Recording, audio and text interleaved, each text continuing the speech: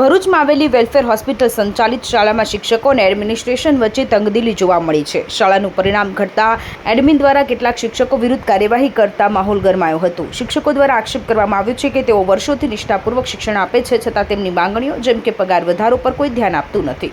શિક્ષકોનો દાવો છે કે જો તેઓ કોઈપણ જાતની રજૂઆત કરે તો તેમને નોકરીમાંથી કાઢી મૂકવાની ધમકીઓ આપવામાં આવે છે. તેઓએ એ પણ જણાવ્યું કે શાળાનું સંચાલન એવા લોકોને સોંપવામાં આવ્યું છે જેમને શિક્ષણ વિશે કોઈ અનુભવ નથી. આ એડમિન વિદ્યાર્થીઓ શિક્ષકોના હિતમાં નિર્ણય લેતા નથી, પણ બદલે શિક્ષકોને માનસિક રીતે હેરાન કરે છે. વિશેષ વાત એ છે કે વર્ષોથી શાળામાં કામગીરી બજાવતા શિક્ષકોને માત્ર 10 થી 12 હજાર રૂપિયાનો પગાર આપવામાં આવે છે. જ્યારે આ બાબતે રજૂઆત કરવામાં આવી ત્યારે પણ તેમને કાઢી મૂકવાની ચીમકી આપવામાં આવી હતી. જ્યારે શાળાના એડમિન સાથે સંપર્ક સાધવામાં આવ્યો ત્યારે તેમણે જણાવ્યું કે અમે શાળાના વિદ્યાર્થીઓને વધુ ગુણવત્તાયુક્ત શિક્ષણ આપવા માટે આંતરિક સ્તરે શિક્ષકોની બદલીઓ કરી છે. જોકે કેટલાક શિક્ષકોને આ બદલીઓ પસંદ ન હોય આ વિવાદ ઊભો થયો છે. અઝર પઠાણ, ભરૂચ, સત્યડે ન્યૂઝ. હું પટેલ ફૈયાઝ ભરૂચ વેલફેર સ્કૂલમાં છેલ્લા 8 વર્ષથી નોકરી કરું છું અને છેલ્લા 8 વર્ષથી મેં પહેલાના વર્ષોમાં નોટિસ કરેલું કે અહીંના જે છોકરા જે એડમિશન લેવામાં આવે છે તેમાં કોઈ રૂલ્સ રેગ્યુલેશન મેન્ટેન કરવામાં આવતું નથી અને એ રૂલ્સ રેગ્યુલેશન મેન્ટેન ના કરવામાં આવ્યું તેના નતીજામાં આજે સ્કૂલની હાલત દયનીય છે અને એક જે સુપરવાઇઝર સાહેબને બનાવેલા છે એ સુપરવાઇઝર સાહેબે જૂઠ બોલીને બધા જે જૂના ટીચરો છે એટલે પહેલાથી એક્ઝિસ્ટિંગ એમાં જૂના ટીચરોમાં 25 વર્ષથી ઉપરની સર્વિસ વાળા ટીચરો અને ઇવન 10 વર્ષ 8 વર્ષ 5 વર્ષ વાળા ટીચરો એમના પર જૂઠા બ્લેમ કરીને પોતાનો એક સિનારીઓ સેટ કરવામાં આવ્યો અને એ ટીચરે પ્રાઇવેટ સ્કૂલમાં પોતાનું ટ્યુશન ક્લાસીસ સ્ટાર્ટ કરવા માટે એ કરવામાં જેને મેં એક્સપોઝ કરી આપ્યો, જેનું પ્રૂફ મારી પાસે છે અને તે રીઝનને લઈને અને જો સુપરવાઇઝર સાહેબ અમુક બીજી વસ્તુઓ ખોટી રીતે કરેલા છે, દાદાગીરી કરવી કે મારું જ માનવું પડશે, ખોટા ઇલ્ઝામ લગાવવા અને સ્કૂલમાં એક સાયન્સ ફેકલ્ટીમાં બાયોલોજીનો ટીચર નથી તો 30 તારીખે મને બોલાવવામાં આવ્યો અને મારી પર ઇલ્ઝામ લગાવવામાં આવ્યો કે આ બાયોલોજીનો ટીચર નથી તો છોકરાએ સપ્લિમેન્ટરીમાં કંઈ લખેલું કે અમે લખવાના નથી ને મને સુપરવાઇઝર કરીને ટ્રેપ કરવામાં આવ્યો. મને સવાલ કરવામાં આવ્યો કે આ બાયોલોજીનો ટીચર કેમ નથી, જો કે ભૂલ મેનેજમેન્ટની કહેવાય કે એ લોકો સ્કૂલમાં ટીચર લેતા નથી. બીજી એક વસ્તુ, એક ખોટો સિનારીઓ એ ક્રિએટ કરવામાં આવ્યો કે સ્કૂલમાં એ વસ્તુ હતી કે ચીટિંગ કરવાનો મુદ્દો કે ટીચરો પેપર આપી દે છે પણ એ જ વસ્તુ પછી જૂના ટીચરોને મુદ્દો બનાવીને જૂના ટીચરોને સપ્લિંગ કરવામાં એમની ડિગ્રી અને એક્સપિરિયન્સ હોવા છતાં એમને ક્લાસમાં ડિમોટ કરવામાં આવ્યા. 12થના એક ટીચરને ડાઉનગ્રેડ કરીને 5માં મોકલી દેવામાં આવ્યો એટલે કેટલા બધા ટીચરોને ડિમોટ કરવામાં આવ્યા. અને બીજો એક મુદ્દો last just 1 month before exam થયેલી લાસ્ટ એક્ઝામ જેમાં એ લોકોનો મુદ્દો હતો કે ચીટિંગ કરાવે છે પણ એમના જે ટીચરો હતા એ ટીચરો ચીટિંગ પ્રોપર પેપર આપતા પકડાઈ ગયા છે જેનો મારી પાસે પ્રૂફ છે અને એ બધી ખુન્નસના લીધે એ લોકો નેગેટિવ રિપોર્ટ તૈયાર કરે છે કે આ રિઝલ્ટ કેમ આવતું નથી પણ એના મેઇન મુદ્દા એ છે કે એ લોકો છોકરાઓ એડમિશન એવા લે છે કે જે લો ક્રાઇટેરિયા હોય અને ટીચરોનું સાંભળતા નથી, ડાયરેક્ટ ટાર્ગેટ કરીને જવાબ આપો બસ જવાબ આપો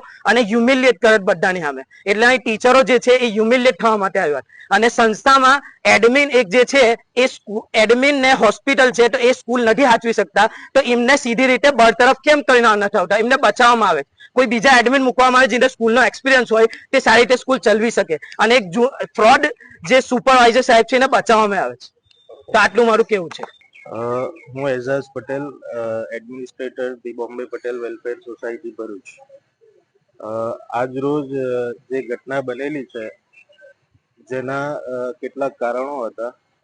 મેનેજમેન્ટે ગયા એકેડમિક વર્ષમાં કેટલાક સુધારા સ્કૂલનું સ્ટાન્ડર્ડ ઉપર લાવવા માટે કરેલા, જેના અનુસંધાનમાં એક્ઝામના પેપરો અમારી પાસે કેટલાક વાલીઓની એવી ફરિયાદ આવેલી કે આપણી શાળાના શિક્ષકો એમના પરીક્ષાના પેપરો જે છે એ એમના ટ્યુશનમાં જતા વિદ્યાર્થીઓને આપી દે છે. એ પેપરોના કારણે જે મહેનત કરતું હોય બાળક પહેલેથી શરૂઆતથી એ બાળકોના માર્ક્સ આવતા નથી, એમના રિઝલ્ટ ઉપર બહુ વધારે પડતી અસર જોવા મળે છે. એટલે મેનેજમેન્ટે એવું નક્કી કર્યું કે બહાર કોઈ થર્ડ પાર્ટી એજન્સી અને કેટલાક એક્સપર્ટ ટીચરોની મદદથી પેપરો સેટ કરાવવામાં આવે, એના અનુસંધાને પરીક્ષા લેવામાં આવે અને એ પરીક્ષાની અંદર આપણને ખબર પડે કે આપણા જે સ્કૂલના બાળકો છે એનું લેવલ શું છે. કારણ કે આપણી શાળાના જે બાળકો છે, વેલફેર હોસ્પિટલ ભરૂચ એ ભરૂચ જિલ્લાની એક એવી શાળા છે અને એટલા માટે સ્થાપના કરવામાં આવેલી છે આની કે ગરીબમાં ગરીબ બાળકનું વાલીનું છોકરું રિક્ષા ડ્રાઈવર હોય, લારી વાળો હોય, ચા વેચવા વાળો હોય, આવા જે બાળકો હોય એમના બાળકો ઓછામાં ઓછી ફીમાં ઇંગ્લિશ મીડિયમ સ્કૂલના અંદર એડમિશન લઈ અને એમનું શિક્ષણ મેળવી શકે. તો આવા જે બાળકો છે એમને કોઈ પણ પ્રકારનો અન્યાય ન થાય એટલે આપણે પેપરો બહારથી સેટ કરાવ્યા, બહારથી સેટ કરાવીને એક્ઝામ લીધી. તો આ જે ટીચરો હમણાં અહીંયા જે એમને હંગામો કરેલો, આ શિક્ષકોના જે રિઝલ્ટ હતા એના અનુસંધાને સવારમાં ચર્ચા થઈ. જે ફયાઝ પટેલ કરીને જે શિક્ષક હતા, જેમને અત્યારે સૌથી વધારે તકલીફ હતી આ બાબતની, કારણ કે એમના વર્ગના અંદર 66 છોકરા હોય તો એમાંથી 63 નાપાસ થયેલા. એવી જ રીતે ક્લાસ વાઇઝ જો આપણે સંખ્યા જોઈએ તો 60 કે 70 છોકરાઓનો ક્લાસ હોય, એના અંદરથી કોઈ છોકરું ટ્રિપલ ફિગરમાં પાસ થયેલું નહોતું.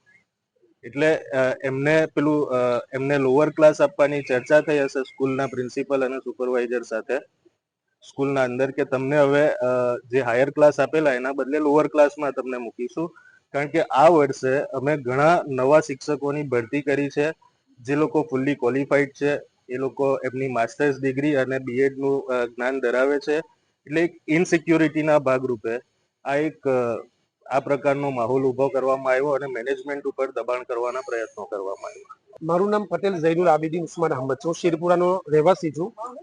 ભરૂચ વેલફેર હોસ્પિટલમાં 3 વર્ષ મેં જોબ કરી અને હું ત્યાંથી રજા લઈને મક્કાતુલ મુકર્રમા ઉમરા કરવા માટે ગયો અને ત્યાં મને મેસેજ કરીને એવું કહી દીધું કે કાલથી તમે લોકો હવે આવશો ના.